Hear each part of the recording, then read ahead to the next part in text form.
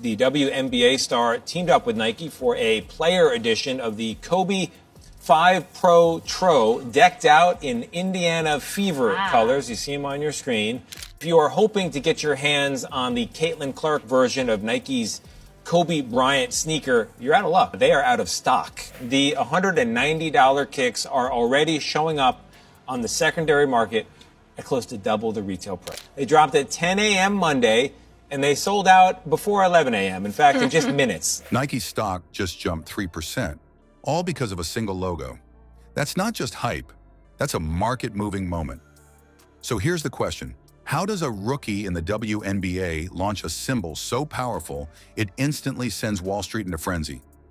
But today it looks a little bit different out here with the unveiling of Caitlin Clark's new logo as Nike's newest signature athlete. It's Caitlin Clark's new Nike logo, and it's already being called more than branding. It's a cultural reset. Keep watching, because this isn't just about a design. This is about how one athlete is rewriting the rules of sports marketing and why fans, retailers, and investors are all chasing the same thing, the Clark effect. Before we move on, I'd like to ask you a small favor. If you appreciate this content, please take a second to like this video and subscribe to the channel. Over 98% of you watch the videos without subscribing. It costs you nothing, but it makes a huge difference to us. So did you click the subscribe button? Great, thank you so much. Now back to the video. Everywhere you look, you see the interlocking C's, iconic Nike swoosh, and the words, Caitlin was here. Nobody thought a rookie could shake Wall Street, but that's exactly what Caitlin Clark did the moment Nike revealed her new logo. We've seen athletes get logos before, but not like this, and definitely not with this kind of immediate effect.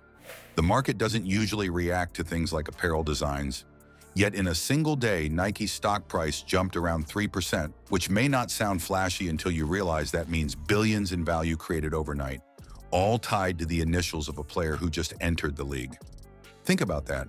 One rookie symbol sends shockwaves through investors, sneakerheads, and fans at the same time.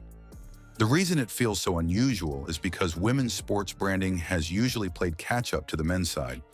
We've seen iconic lines built around NBA stars, Jordan, Kobe, LeBron, but women rarely got that same long-term product vision.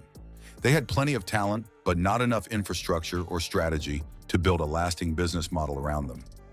It's just a taste of what's to come when her first signature Nike shoe and clothing collection drops next year. The marketing deals were mostly one-offs, centered around team gear, rather than giving a player their own expansive world. That approach kept female athletes in the background of sneaker culture, almost like bonus features instead of the main attraction. So when Clark's design came out, people weren't just reacting to the image itself, they were reacting to the fact that Nike was finally treating a women's player with the kind of scale and importance normally reserved for heavyweight names in men's basketball. The stock spike is what made jaws drop. Brand reveals don't usually boost market value like that, no matter how flashy. If anything, that type of move is normally reserved for things like a new tech launch, where you expect customers to show up in lines around the block. This was more like Apple announcing a new iPhone than a shoe company holding a design reveal.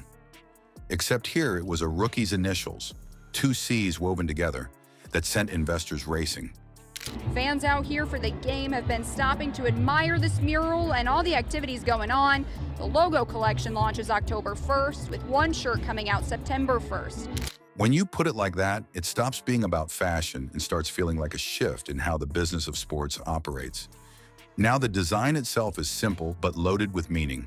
Two capital C's twisted together, with a smaller hidden C nestled in the middle. At first glance, it's sleek and modern enough to look clean on jerseys, hoodies, or sneakers. But Nike's pitch wasn't only about looks. They built the story around what it represents: connection between Clark and her fans, and a symbol of her inner drive. They've done this before with major stars, selling not just sports gear but identities fans could attach to. So the Clark logo isn't just marking clothing, it's telling people they're buying into her mindset of relentless energy and ambition. That meaning helps set off real frenzy. Special drops like the Kobe 5 Pro Tro PE in Indiana Fever colors disappeared from Nike's site in under an hour. Resellers instantly doubled the prices, with pairs popping up for twice their retail value. The $190 kicks are already showing up on the secondary market at close to double the retail price. Parents were posting online about signing up for waiting lists to get Clark jerseys or warm-ups for their kids. And if you were late to the online queue, you were out of luck because the restocks were gone just as fast. Tell me they're already saving up for the drop and are still excited for the remainder of this season, even though Clark is still out due to an injury, along with several other Fever players. If you are hoping to get your hands on the Caitlin Clark version of Nike's Kobe Bryant sneaker, you're out of luck. They are out of stock. For Nike, that's the kind of momentum they dream about. The most surprising part is that none of this was thrown together last minute. Reports say Nike spent 2 full years laying the groundwork, developing Clark's brand as if they were creating a new luxury label. Every step of the process, from logo concept to product rollout, was planned like a global launch rather than a rookie signing bonus. It wasn't just making cool merch, it was positioning Clark's name alongside the most premium symbols in sports culture. That level of effort explains why investors are looking past the logo itself. They're already eyeing the bigger prize, her upcoming signature shoe. Insiders have floated numbers that sound huge for any player, but especially a rookie: 100 million in first-year sales, maybe even 150 million if demand snowballs. That kind of scale puts her in direct conversation with legacy men's lines that took decades to build. I mean, it is definitely about time. I know there's all the controversy of the past and whatnot that she's come through, but again, I mean, she draws, a crowd. We're here. Suddenly, the question isn't whether Clark can sell products, it's how far she can push the ceiling for the WNBA as a whole. So when you step back, the logo doesn't feel like the end product at all. It feels like the spark. It's the first play in Nike's attempt to treat women's basketball as luxury territory, not just sportswear. And we're already seeing the results. Sales leaps, resale chaos, fan demand like never before, and investors betting big. If this is what happens from just a design, imagine the storm when her full signature shoe finally hits stores. I love it. I mean, it's actually a pretty cool logo. It's nice and clean, and it's something that you will recognize. Caitlin Clark's logo isn't just another piece of merch. It's proof that women's basketball is starting to shape markets, pull in investors, and shift culture all at once. One design has already sparked sellouts, resale chaos, and even moved Nike's stock price. That's not hype. That's real power. So here's what I want to know. Do you think Clark's first signature shoe can actually rival the top men's lines?